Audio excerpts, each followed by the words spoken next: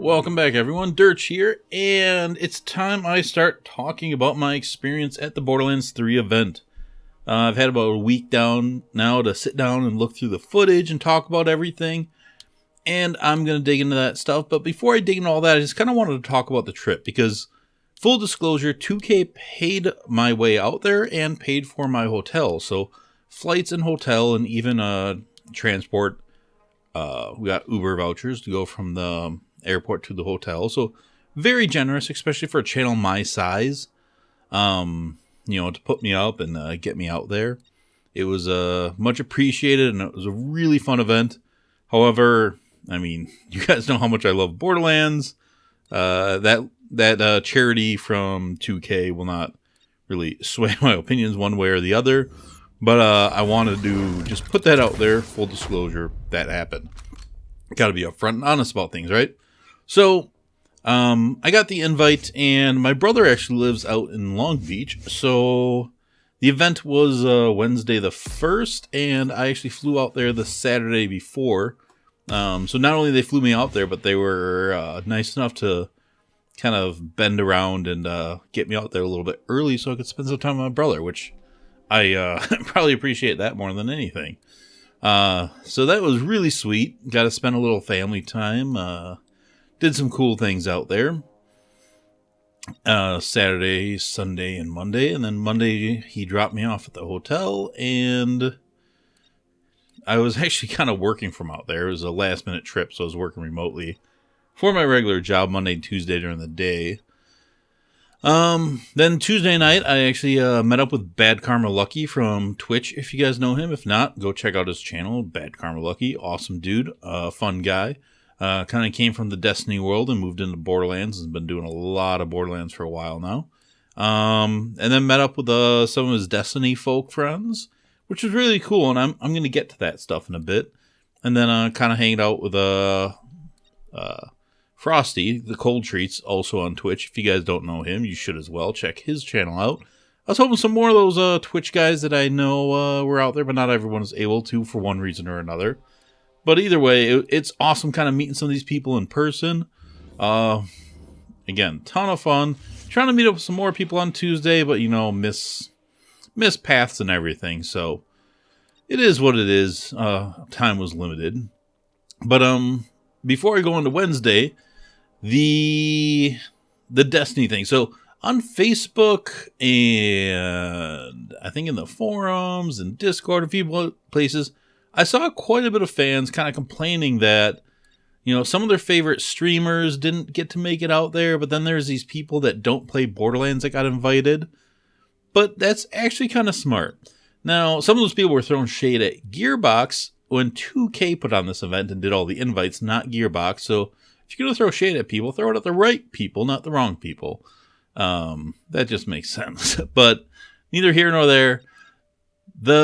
The reason why that was smart is if you only invite people that do nothing but Borderlands, or people that recently hopped on the train or haven't been there for a while, and just do like the dedicated Borderlands people, you're not reaching a very big audience.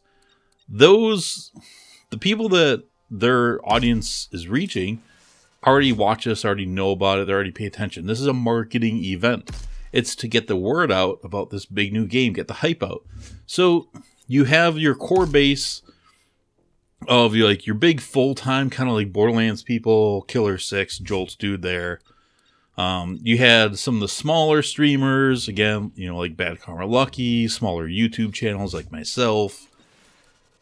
Then you had the really big dogs like the Goth and the Baru, who haven't been around for a while for Borderlands, moved on to other stuff. That's smart to bring them there. But then there's a lot of, Angry Joe got invited or sent someone else, like some of those really big YouTube channels. Then you had a bunch of Destiny people there that don't really play Borderlands. But if you want to reach a wider audience, you have to get views from people that normally wouldn't see this stuff and then get them interested in it. So that's why it was smart to go after that. And I heard they also might be crashing Guardian Con, which is very cool too. Borderlands needs to keep growing as a franchise so we can keep getting more of them, bigger, better, more money. And able to do that, you need a wider audience. And part of that is just word of mouth. BL2 is a big hit, so BL3 should be a bigger hit. but in that marketing effect, you have to go after them. So that was a great idea. So that was kind of the first couple days, and then Wednesday I was in the AM session, which is very lucky for me because it meant much more. So we took a shuttle bus, and the event was supposed to be in a secret location, and we didn't know where it was. Actually, I still don't know where it was. I didn't even bother to pull up my phone and look at the GPS. But we pull up, and there's like these big murals on the outside of the building. It looked all sweet. Made it a lot less secretive, but I don't know LA that well, and I don't know where the hell we went. But it was beautiful, absolutely beautiful. We get our badges, go inside, no hassles, and holy crap. I shared pictures of this on the forums, on Facebook, on Discord, kind of all over. So if you guys haven't seen those, go check them out. Man, it was beautiful there. Everything was painted up. There's these awesome pillows, which I got a couple that were like on the couches. They had coffee bars, alcohol bars, ice cream bars, food, everything. The bathrooms had murals in them and like sayings above the urinals. It was all out. It was really sweet. So we got a while to mingle. I actually ran into Goth right away. Chatted with him for a second, which was nice. We ran around, saw some other folks. Quickly ran into K6. Actually spent a lot of time with K6 and Jolts. Actually funny. They were introducing me. It was super loud there. And Jolts in person is kind of quiet. You guys won't get that from his channel, maybe you do.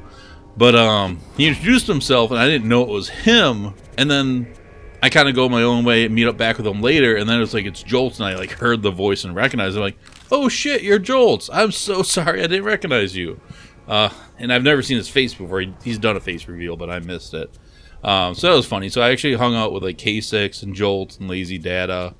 But more importantly, I ran into Mental Mars. I love Mental Mars, as you guys know. I'm always telling people to check his stuff out all over the place.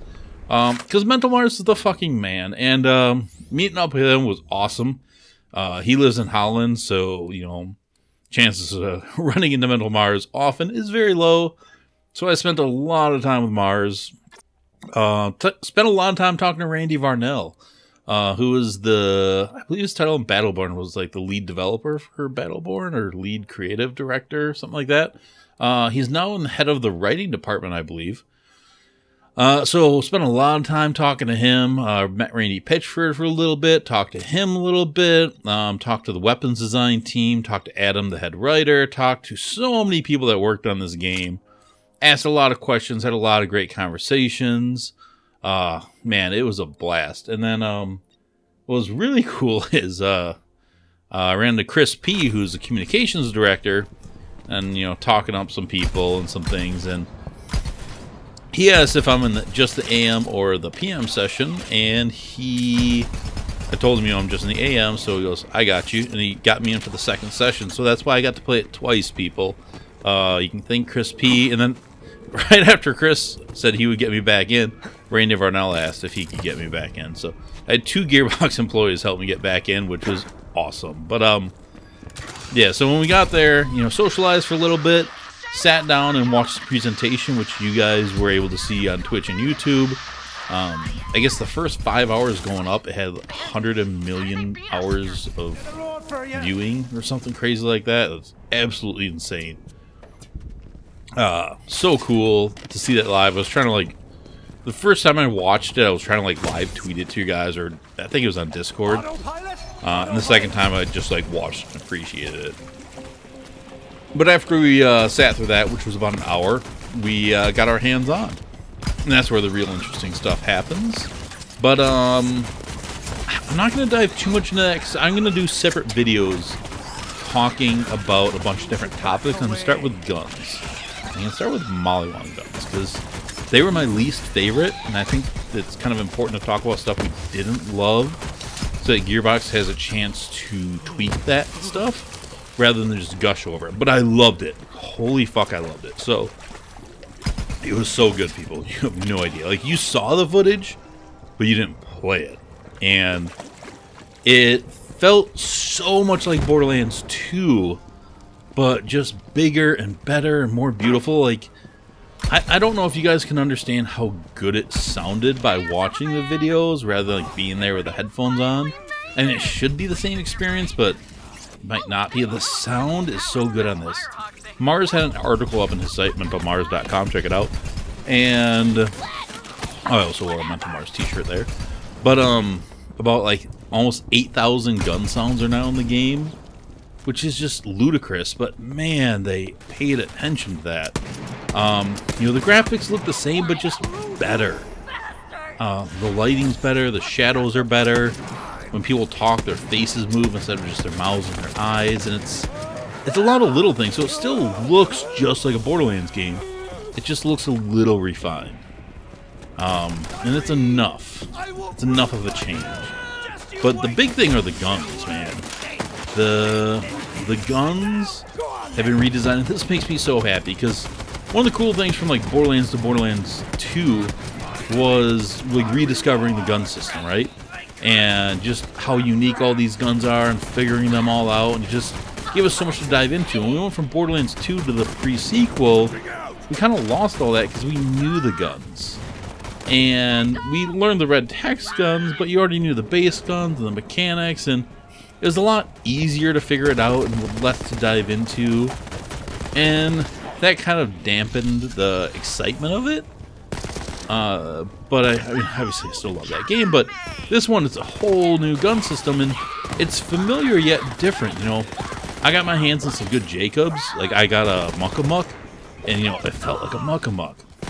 But it looks different, and it's new, and yeah, I'm not going to talk about Jacobs too much, because I'm going to talk about them in a separate video, but like, all the new mechanics, the Vladoff, like, switching fire modes, and the doll switching fire modes, and just all that stuff. There's so much new to explore. The new skill trees look amazing. The fact that you can have like 3 different action skills and like hot swap them. You don't have to respec. I don't know if you guys realize that. But like your augments, you can just unequip and re-equip them. So you can have a Mara's Slam, and you go, oh, for this area, the Phase Grasp would be better. Or this one, the Blast would be better. And you can just swap them without respecking. It's really an interesting idea. And then you have the augments on the side that you can also swap. This is pretty dynamic and awesome. So, you know, they made big improvements on the skill trees. They made big improvements on just action skills in general by having more than one action skill. They made big improvements on the gun system. They made the enemies. The mobs were so much more dynamic in this. In the Amaro one, I went down a few times. This is like early level, and part of it was just me kind of playing around and having fun, but they were challenging mobs. Like, you had fire-resistant flesh guys with shields on at level 10, which you didn't see that often in like Borderlands 2. You know, level 10 mobs were nothing. But then you had those big badass guys with like the capacitors on their back, and once I figured them out, they were a lot easier, but they were really challenging. And then you get swarmed, so you couldn't really focus on their crit because other guys were hitting you, then they'd hit you with an AoE, and you have to get out of there. So it made it hard to like ADS and hit their crit spot. If you can control the battlefield, they're a lot easier, but if you didn't, you could get run over quickly. Then you had those guys teleporting, and it was a lot more dynamic. The Gigamind mini boss fight you guys saw, that wasn't a regular boss, that was just a mini boss. That's like a Savage Lee or, you know, a Bad Maw. Like, they really upped the boss game, because mini bosses in Borderlands 2 didn't really have mechanics.